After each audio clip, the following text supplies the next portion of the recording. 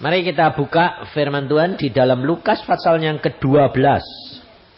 Kita akan belajar beberapa hal, saudara. Mulai ayat yang pertama ya. Sementara itu beribu-ribu orang banyak telah berkerumun, sehingga mereka berdesak-desakan. Lalu Yesus mulai mengajar. Pertama-tama kepada murid-muridnya katanya, waspadalah terhadap ragi, yaitu kemunafikan orang Farisi. Tidak ada sesuatu pun yang tertutup yang tidak akan dibuka, dan tidak ada sesuatu pun yang tersembunyi yang tidak akan diketahui. Karena itu apa yang kamu katakan dalam gelap akan kedengaran dalam terang, dan apa yang kamu bisikkan ke telinga di dalam kamar akan diberitakan di atas atap rumah. Aku berkata kepadamu, hai sahabat-sahabatku, janganlah kamu takut terhadap mereka yang dapat membunuh tubuh, dan kemudian tidak dapat berbuat apa-apa lagi. Aku akan menunjukkan kepada kamu siapakah yang harus kamu takuti. Takutilah dia yang setelah membunuh mempunyai kuasa untuk melemparkan orang ke dalam neraka. Sesungguhnya aku berkata kepadamu, takutilah dia. Bukankah burung pipit dijual 5 ekor 2 duit? Sungguh pun demikian tidak seekor pun daripadanya yang dilupakan Allah. Bahkan rambut kepalamu pun terhitung semuanya. Karena itu janganlah takut, karena kamu lebih berharga daripada banyak burung pipit. Aku berkata kepadamu, setiap orang yang mengakui aku di depan manusia, Anak manusia juga akan mengakui dia di depan malaikat-malaikat Allah. Tetapi barang siapa menyangkal aku di depan manusia, ia akan disangkal di depan malaikat-malaikat Allah. Setiap orang yang mengatakan sesuatu melawan anak manusia, ia akan diampuni. Tetapi barang siapa menghujat Roh Kudus, ia tidak akan diampuni. Apabila orang menghadapkan kamu kepada majelis-majelis atau kepada pemerintah-pemerintah dan penguasa-penguasa, janganlah kamu khawatir bagaimana dan apa yang harus kamu katakan untuk membela dirimu.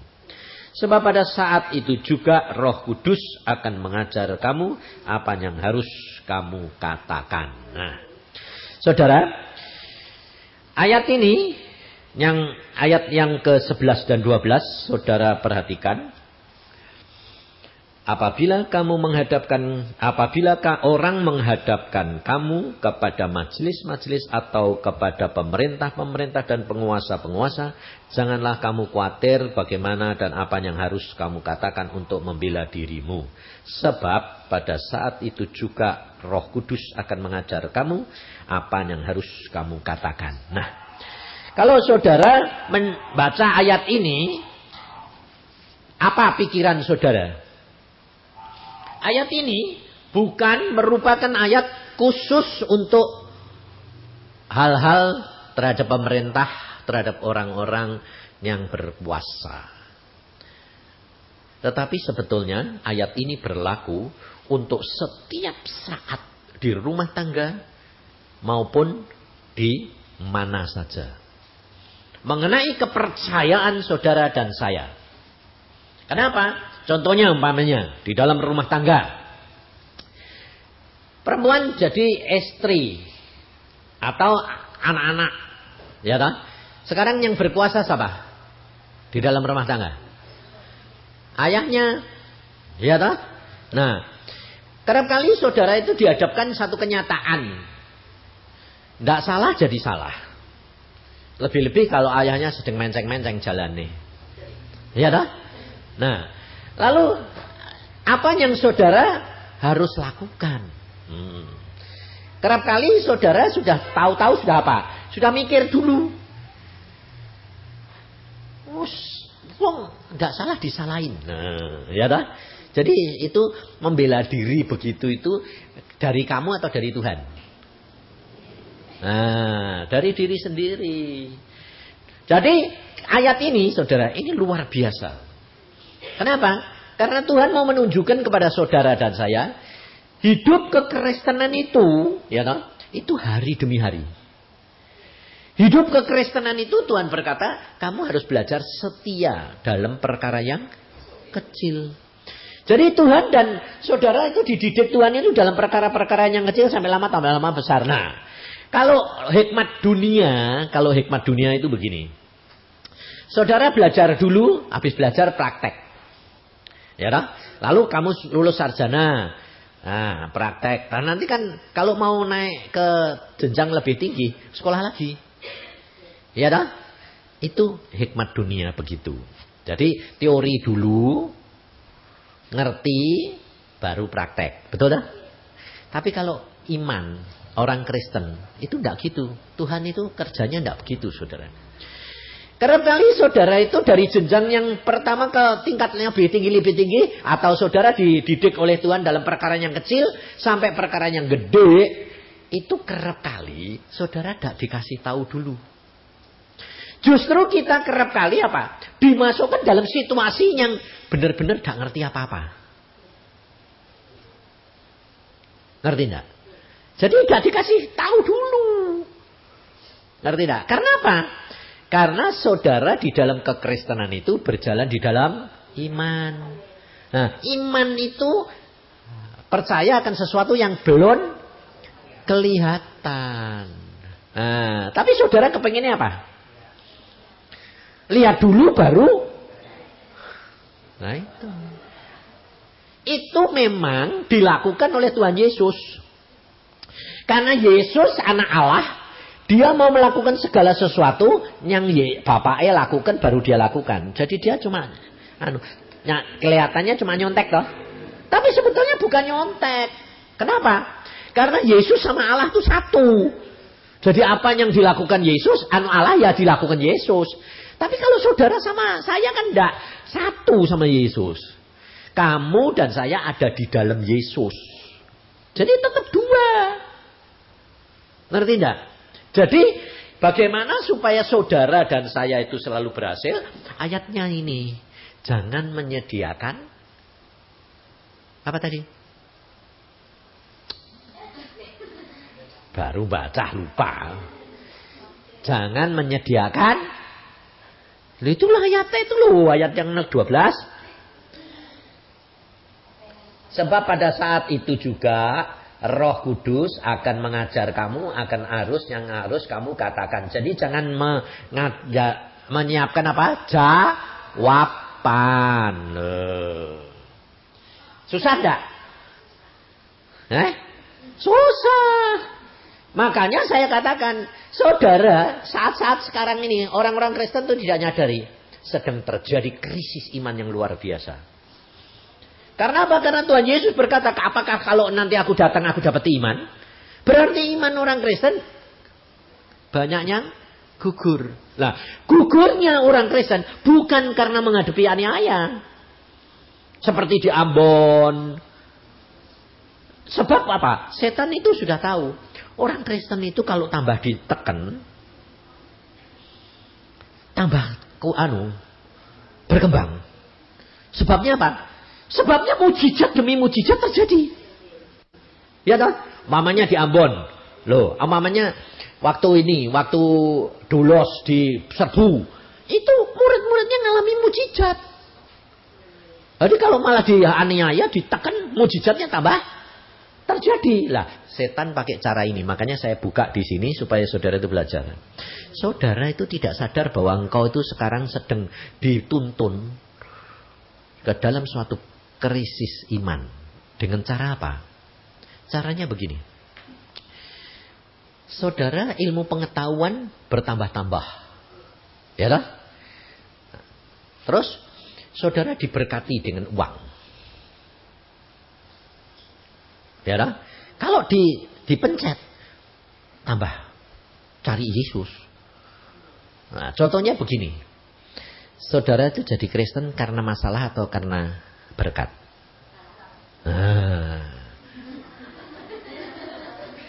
Jadi kamu jadi Kristen karena masalah. Jadi setan tahu enggak? Nah, sekarang dirubah. Dia enggak mau ngasih masalah. Tapi kasih berkat.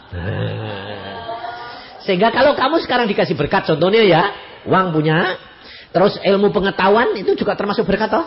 kepinteran, dokter berkembang, obat-obat berkembang. Nah, kalau sakit, ayo larinya ke dokter atau ke Tuhan dulu?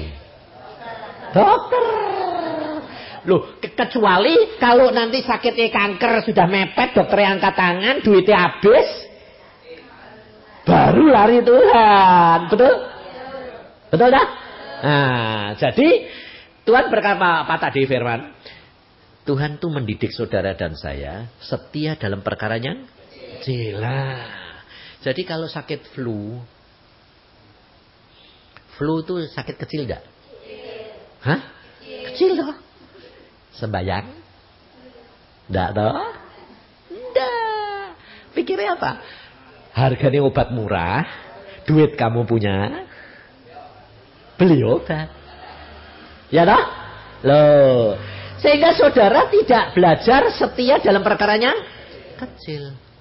Nanti kalau sudah mepet, mentok, flu kok tidak waras-waras.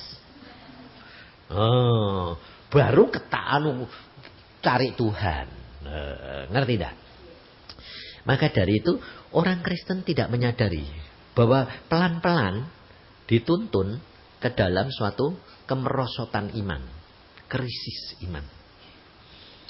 Karena apa ya? Karena pengetahuan yang bertambah-tambah. Lalu orang tanya sama saya begini, loh Pak, kalau gitu tidak boleh ke dokter. Loh, siapa yang bilang tidak boleh? Wong aku dewe dokter. Lah ya dah, boleh. Bukan tidak boleh, tapi saudara harus sadar bahwa segala sesuatu harus mendahulukan Tuhan. Jadi caranya bagaimana? Sakit sedikit saja. Apa? Kepala pusing lah. Loh, sekarang kalau kepala pusing kamu berdoa? Enggak toh? Bodrek. Nah, ya dah. Betul dah? Lah karena apa? Murah. Duit punya. Lah itu masalahnya, saudara tidak sadar. Harusnya kepala pusing pun belajar. Doa, Tuhan kepalaku kok pusing. Ini pasti kau punya maksud. Betul tidak? Ya toh? Sebab adanya kepala pusing pasti ada sesuatu penyakit. Kelainan dalam tubuh kamu. Lah, Tuhan tahu tidak? Nah, kenapa kok kamu tidak tanya Tuhan, kok kamu cari jalan dewek? Nah, ini jerat setan. Dia mau mengalihkan segala sesuatu. Nanti kalau saudara berdoa, setan ini ngomong apa? Gini, oh perkara kecil aja kok sembahyang. Nanti kalau perkara besar baru sama Tuhan. Padahal Tuhan Yesus sudah berkata, kalau kamu tidak setia dalam perkara kecil, tidak bakal bisa diberi tanggung jawab yang gede. Nah, jadi proses hidup dengan Tuhan itu perkara yang kecil jadi gede, jadi gede, jadi gede, jadi gede. Nah, makanya ayat ini berkata, kalau kamu dihadapkan satu masalah, baik penguasa, loh, sakit itu akhirnya kamu berhadapan sama siapa? Hah? Setan yang ngasih kamu penyakit kan setan. Ya toh? Nah, mesti berdoa. Jangan menyediakan dulu jawabannya. Kamu belum bodrek. Ya toh? Sakit apa? Dokter. Terus punya masalah, duitnya berapa? Nah, coba, kontraknya mau habis, mikirnya langsung apa? Duitnya berapa? Nah, ya toh? Nggak sembayang dulu toh? Nah, ya itu namanya saudara tidak sadar. Lah kalau kamu tahu-tahu gitu, nanti Tuhan Yesus datang, kamu bilang apa? Loh, Tuhan kok datang? Nah, saudara tidak siap. Mengapa Tuhan Yesus pesan pada murid-muridnya? Waspada terhadap ragi orang Farisi. Karena orang Farisi ahli Taurat itu orang pinter. Sehingga segala sesuatu pakai akalnya sendiri. Makanya kalau saudara dan saya jadi anak Tuhan, selalu dididik dalam percaya dalam iman. Lah iman itu percayakan sesuatu yang belum kelihatan. Nah saudara tidak akan langsung dididik ke perkara yang gede-gede gitu. Enggak. Tapi perkara yang kecil-kecil loh, di rumah tangga loh. Coba seandainya rumah tangga itu suami istri. Kalau seandainya pada waktu pertama kali sudah mulai kenal, kawin, sudah kenal sedikit-sedikit, tanya Tuhan, doa, minta pimpinan Roh Kudus, tidak akan mengalami perkara besar. Sebab apa? Tugas daripada Roh Kudus memberitahukan kepada saudara dan saya apa yang akan terjadi. Jadi sebelum kejadian dikasih tahu enggak? Iya. Tapi kenapa kok sudah telat baru ngerti? Karena itu, kalau perkara kecil, kamu cari jalan sendiri. Kalau nanti sudah terlanjur telat, mepet, sudah mentok, baru teriak-teriak sama Tuhan. Telat saudara, bayar harganya mahal, gepeng kamu. Makanya harus belajar mulai pertama kecil-kecil itu loh. Di rumah, ibu-ibu ini masak, anak-anak sekolah, belajar apa saja itu ngomong. Saya tuh dari kecil dididik Tuhan itu karena apa? Ya karena justru mengalami kelainan. Justru dari kecil itu bodoh. Lah, justru bodoh. Jadi Tuhan itu ngajar itu enak. Tuhan itu berhadapan dengan orang pinter, susah. Sebabnya bukan pinter sebetulnya, keminter. Nah, jadi sok pinter. Nah itu susah. Dikasih tahu mikir. Iya toh? Nanti dikasih tahu, Dek Tuhan enggak gitu ah. Tuhan kasih kok. Mosok aku dikasih celaka. Lalu Tuhan diajak bantah-bantahan Mbak Firman.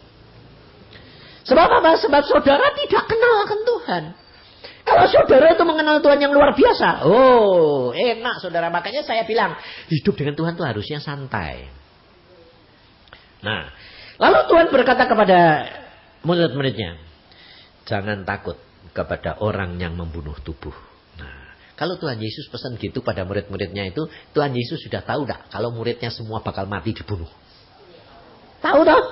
Nah, lalu muridnya ya masuk. Tapi ternyata ngerti ya ngerti. Tapi ternyata pada waktu ngalami ketakutan. Karena apa? Karena dia tidak mengalami dalam perkara-perkara yang kecil secara hanya sekedar lihat Yesus melakukan mukjizat. Demikian juga saudara jadi orang Kristen. Kalau dengar kesaksian sih enak. Ya nah? Tapi coba ngalami dewek. Setengah mati.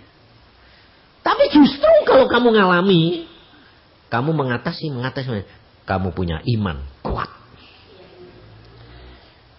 Makanya coba saudara perhatiin. Pada waktu kamu bertobat pertama, sembahyang sembarangan saja, nanti kan didengar Tuhan. Tapi setelah kamu mulai baca Alkitab, mulai ngerti, mulai belajar, sembahyang tidak didengar-dengar. Betul? Kenapa? Karena Tuhan mau didik supaya kamu ngalami dulu. Kalau kamu tidak ngalami, nanti cuma minta kasih. Jadi anak gede. Bayi. Terus. Manja. Makanya Tuhan berkata, di dalam dunia kamu menderita. Tapi jangan takut, aku sudah mengalahkan dunia. Berarti kamu mengalami kesulitan, tapi kamu bisa mengatasi. Karena bersama dengan Tuhan. Makanya Tuhan berkata, jangan takut terhadap orang yang membunuh tubuh. Tapi takutlah kepada Allahmu. Yang sudah mati, kalau bisa membunuh tubuh, masukkan kamu dalam neraka. Itu yang kamu harus takut. Nah, kenapa saudara? Karena setiap orang Kristen harus menghadapi kematian. Harus. Tantangan. Itu harus. Tidak bisa kamu hindarkan, tidak bisa. Baik kematian secara daging biasa atau kamu karena kekristen, tidak bisa. Contohnya gini. Kalau kamu pergi jalan, tabrakan jedet mati. Karena Kristen atau karena kecerobohan? Tidak bisa. Siapa yang tahu coba? Tidak bisa. Waktumu kapan yang tahu siapa? Tidak bisa. Sebab semua sudah ditulis di dalam kitab kehidupan. Kapan tanggal berapa kamu mati itu sudah ditulis saudara. Jadi tidak usah takut. Tapi kamu malah ribut, hanya ketakutan. Kalau takut, itu tandanya kamu tidak berjalan dengan roh. Tapi dengan akal. Sebab Petrus, perhatiin. Pada waktu dia sudah terima Roh Kudus, takut tidak?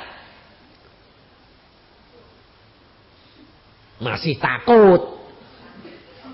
Setelah dia kepenuhan Roh Kudus, baru tidak takut.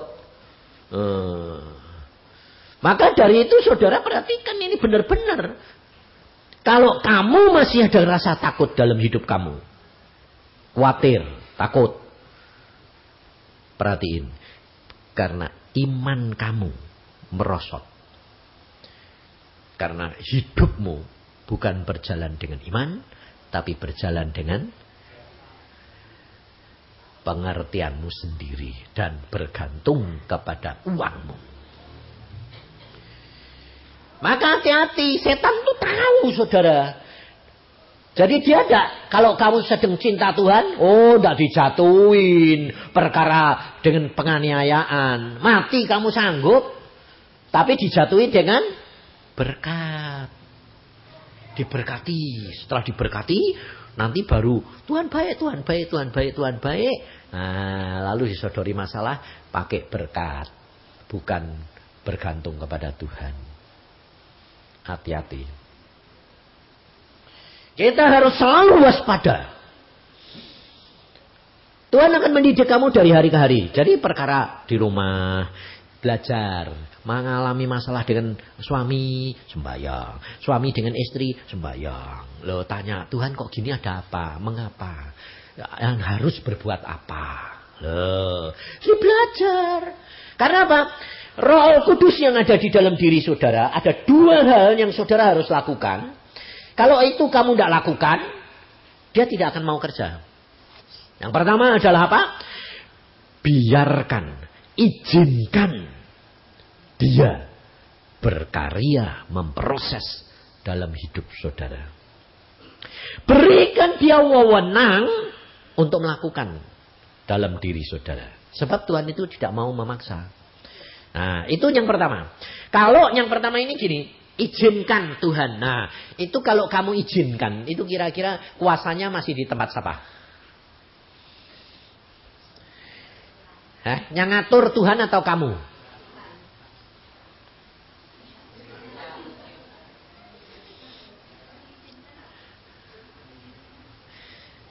Contohnya gini. Tuhan Roh Kudus ada dalam diri kamu? Ada. Jadi kamu punya tamu Roh Kudus. Ya tak? Lalu kamu bilang, silakan Tuhan, engkau yang bekerja dalam rumah tanggaku ini. Nah, jadi yang berhak siapa?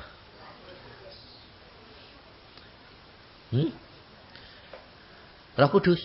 Kamu. Kamu yang ngasih izin. Betul enggak? Nah, kalau kamu enggak mau, dia bisa kerja enggak? Enggak bisa. Jadi dia bekerja selama kamu kasih izin. Tapi kalau kira-kira kerjaannya enggak cocok sama pikiranmu, kamu bilang, loh Tuhan kok begitu? Betul enggak? Nah, itu berarti haknya masih di dalam tangan kamu enggak? Ya. Makanya saya diajari Tuhan, saya bilang gini, saya enggak bilang, silakan Tuhan kerja, enggak. Tuhan paksakan rencanamu dalam hidup saya. Kalau saya bilang Tuhan paksakan rencanamu, proses aku, paksa. Ya, lalu yang berkuasa siapa? Ah, iya saya sudah tidak punya, mau punya tak serah ke dia, paksain dah aku. Tidak usah kamu tak kasih izin, tapi engkau punya hak mutlak merencanakan dalam hidup saya. Ngerti saudara? Nah, bedanya di situ dah. Nah, selama ini kamu bagaimana? Yang pertama harus kamu memang susah saudara. Kalau kamu bilang paksain, sengsara.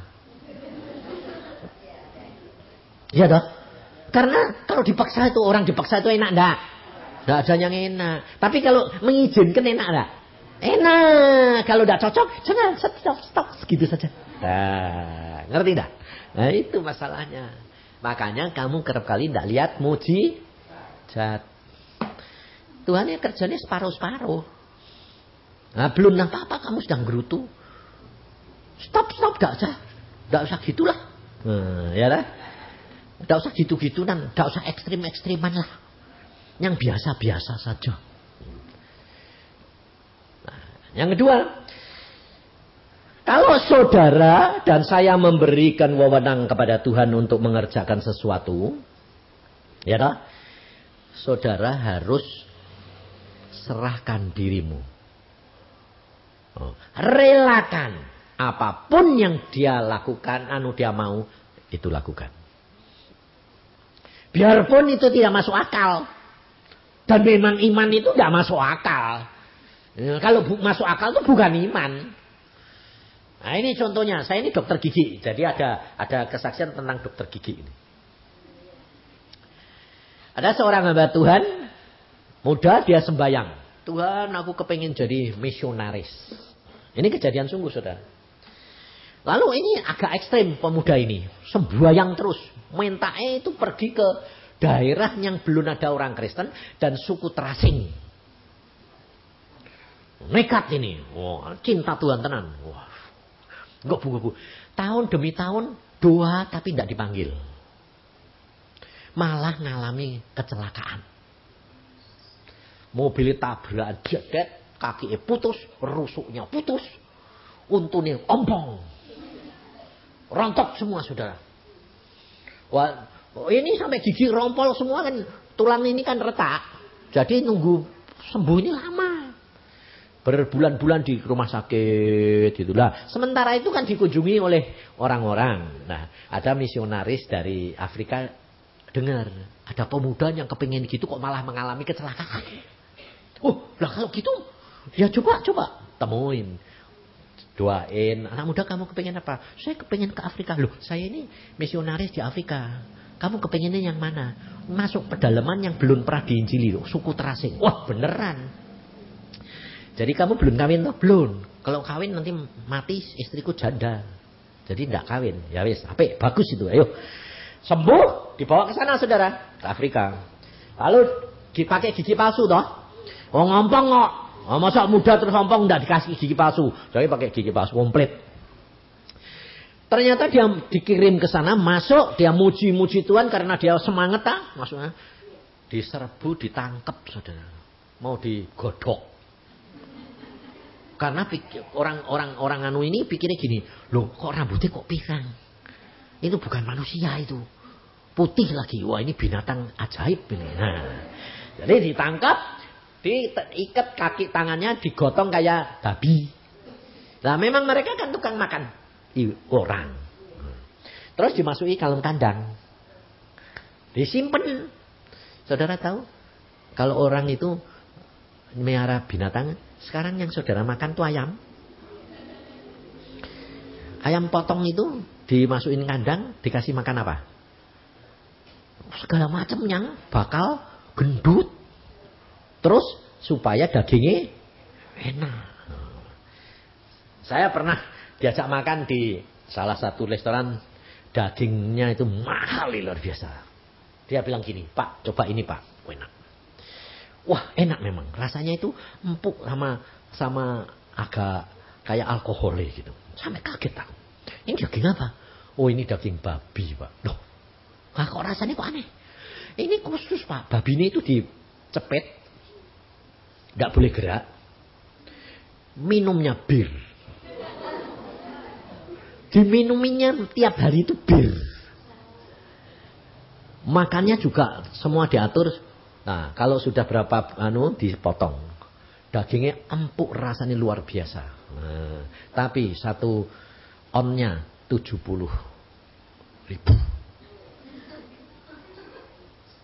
Sedikit 70.000. Sedikit. Wah lah makan tuh sampai kayak kaget. Orang 4 kok habis 1 juta. Loh lah makan ini dagingnya sih aneh-aneh gitu kok Pak. Oh, nah ini di Afrika juga gitu. Ini hamba Tuhan digendutin dulu. Nah, tapi di hutan itu kan adanya cuma ke ubi. Ya, ternyata di sana ada ubi saudara. Ubi yang khusus membuat daging menjadi empuk. Nah, jadi dikasih makan.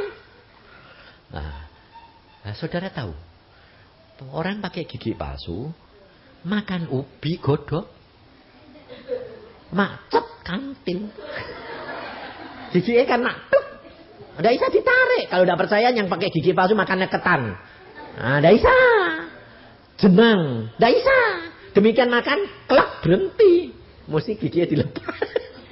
Nah, demikian juga makan. Waktu dimakan gitu, satu saat, kelak berhenti, saudara. Lengket. Nah, sama dia kan dikeluarin, no?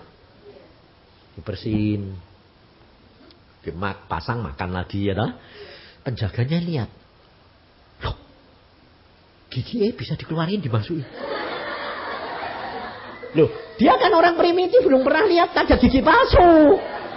Jadi dia, wah, dia lalu orang primitifnya nyoba giginya ditarik, ya tidak bisa. Lalu dia bilang, wah ini sih bukan manusia ini dewa ini.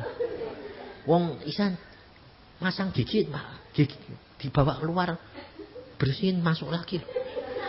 Lapor sama kepala suku. Dia bilang, Pak. Itu yang ditawan itu mau digodok itu, wong dimasakin air sekuali gede 1 hari 1 malam supaya mendidihnya kuat, nanti dicemplungin. Dia bilang itu bukan orang Pak, dewa. Kenapa? Giginya bisa dilepas masukin lagi. Lah rajanya si kepala suku lihat tuh, waktu dikasih makan buka lagi, masuk lagi, buka lagi. Ya memang betul kalah piye. Ya toh. Lalu betul dewa. Buka. Terus dia diajak ngomong, belajar pakai bahasa syarat, terus diajari ngomong barang, diangkat jadi kepala. Jadi dimakan. Nah, saudara tahu, dalam waktu singkat seluruh kampung bertobat. Carane Tuhan bukan cara kamu toh. Hah? Kamu mau jalan pakai caramu apa caranya Tuhan? Wah, kalau ditanya cara tuh. Padahal mau gigi ompong dulu. Enggak mau dah. Enggak mau dah. Lah kalau enggak mau, itu kamu itu lalu mau nginjil, mau pergi kemana-mana. Makanya kalau saudara berdoa, itu hati-hati. Kamu kalau sedang menggebu-gebu berdoa, waduh Tuhan aku mau melayani, nanti disiapin buat pelayanan. Lu kok gini Tuhan? Lu saudara kan tidak tahu. Yang kamu akan hadapi nanti di tempat pelayanan kan saudara sendiri tidak kenal. Lah kok kamu ribut? Ngerti tidak? Tuhan akan mendidik saudara dan saya. Contoh-contoh Alkitab banyak. Tetapi kita harus jalani, alami secara pribadi. Maka saudara dan saya nanti imanmu menjadi kuat. Kamu mengenal akan Allahmu. Bahwa Allahmu itu Allah yang luar biasa. Dia tidak pernah meninggalkan saudara dan saya. Dia setia. Tapi dia punya jalan sendiri. Cara sendiri, karena jalannya bukan jalan kamu, pikirannya bukan pikiran kamu, rencananya bukan rencana kamu. Tetapi bagian saudara untuk mengenal dia, alami hari demi hari bersama dengan Tuhan, hadapi segala masalah dengan kontak dengan Tuhan. Yang dipentingkan itu apa saudara? Engkau lihat dengar tadi kan ribut-ribut dah, ya lah. Sehingga banyak yang tidak berani datang. Kenapa? Takut. Kenapa takut? Karena berdasarkan apa yang dilihat, apa yang dipikir. Bukan berdasarkan apa yang Tuhan mau. Karena tidak biasa. Segala sesuatu itu doa, saudara. Tanya Tuhan, maumu bagaimana? Kenapa menghadapi ini? Tidak apa-apa. Semua itu rencana Tuhan. Kesulitan itu harus. Tapi dapat atasi. Ini ada seorang hamba Tuhan. Kalau sembahyang kerap kali ketemu sama Tuhan. Ketemu mbak Tuhan, ngomong mbak Tuhan. Tapi pada waktu dia duit tidak punya, Dia pergi keluar kota, duit itu pas buat perjalanan. Buat makan tidak bisa. Sehingga pada waktu sampai di tengah kota, bis berhenti mau makan, dia tanya nasi. Nasi sepiring itu berapa? 5.000. Wah, tidak punya. Dek dibuat beli nasi, tidak bisa sampai ke kota. Loh, akhirnya dia tidak beli makanan, di perutnya diisi air. Supaya kenyang. Lalu saya tanya, Tuhan, hambamu ini kelaparan gitu, kok tidak engkau kasih makan, kenapa? Tuhan jawabnya baru ngerti saya. Dia bukankah hamba Tuhan yang setia? Dia hamba Tuhan yang kalau sembahyang sama Tuhan tuh sucinya kayak gitu. Tapi kenapa sih Tuhan? Tuhan bilang jawabannya apa? Tadi saya sembahyang. Lawang dia tidak minta. Dia tidak minta. Loh kalau tidak minta kan kenapa tidak mau kasih? Kan Tuhan tahu. Tuhan bilang, bukankah firmanku berkata, mintalah, maka akan aku beri. Nah dia tidak mau melakukan firman, ya tidak tak kasih. Tapi kebalikan sama saudara. Saudara tidak dekat Tuhan, tapi tukang minta-minta. Nah, ya tidak dapat juga, betul tak? Karena kalau kamu minta-minta, dapatnya cepet. Oh, padahal saudara ini hamba Tuhan yang luar biasa. Saya tanya, kenapa? Lah dia tidak minta. Dan aku tahu laparnya itu tidak membawa maut. Ya sudah biarin. Kaget aku. Lalu saya baca di samping yang lain, dia bilang gini. Pada waktu pegawai staf saya tidak punya duit, saya tidak bisa gaji, saya berdoa. Tuhan, Engkau tidak menghendaki itu ya, stafku tidak gajian ini. Butuhnya malah 1.000. Lah itu makanan cuma 5. Ini 1.000. Engkau tolong dong kasih Tuhan. Dia pergi pelayanan 1 kali ya dapat 1.000. Aku bilang, loh Tuhan, dia sekali pelayanan 1.000. Lah ini mau nginjil ke tempat lain, kota lain, mau makan sepiring saja tidak bisa. Nah, ya itu beda nih. Yang gede dia minta. Langsung dikasih. Yang kecil dia tidak minta. Karena apa? Pikirnya perkara salah. Nah, inilah kesalahannya orang-orang Kristen. Ngerti saudara? Jadi saudara tahu? Ngerti tidak saudara? Biarpun saudara dan saya suci, dekat Tuhan, sembahyang ketemu, langsung dijawab. Loh. Tapi kalau engkau lalai menjadi pelaku firman, kau tidak dapat. Sebaliknya kalau saudara dan saya tidak dekat Tuhan, tapi cuma maunya minta, terus minta, juga tidak dapat. Ngerti? Jadi saudara dan saya harus menjadi pelaku firman.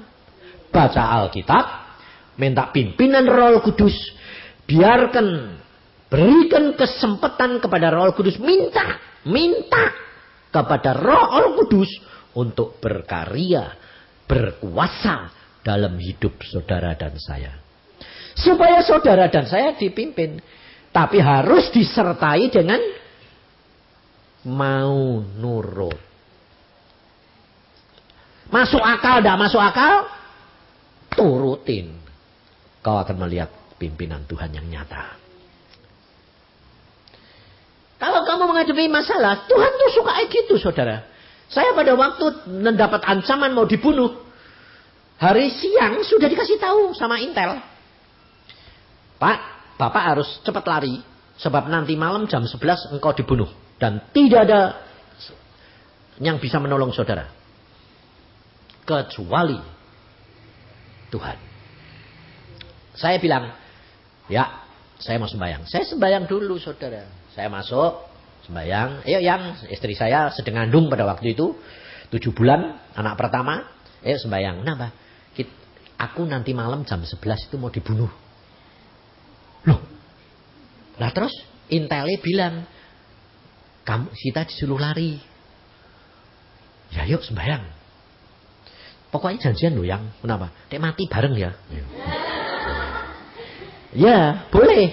Tapi sembahyang dulu. Sembahyang. Tuhan, ini aku dapat kabar bahwa nanti malam aku mau dibunuh.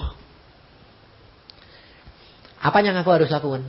Saya lari atau saya tetap tinggal di sini? Tuhan ini jawab. Tetap tinggal tenang, percaya saja. Ya wes aku bilang, yang Tuhan bilang percaya saja, percaya saja. Pokoknya janji lo ya. Mati bareng. Ya. Jadi saya tinggal tenang. Lalu intel itu datang lagi, saudara. Bilang, Pak, enggak pergi. Enggak. Kenapa? Tuhan ngomong, tinggal tenang. Loh Pak, iman ya iman Pak. Tapi kita harus pakai hikmat. Nah, ya dah. Pakai akal Pak. Wong ini sudah pasti bakal mati yuk Pak. Loh, yang netepin mati itu siapa? Ya Tuhan Pak. Tapi kita di dalam dunia diberi hikmat. Kalau Bapak, Yus ada mau, oh mati kowe.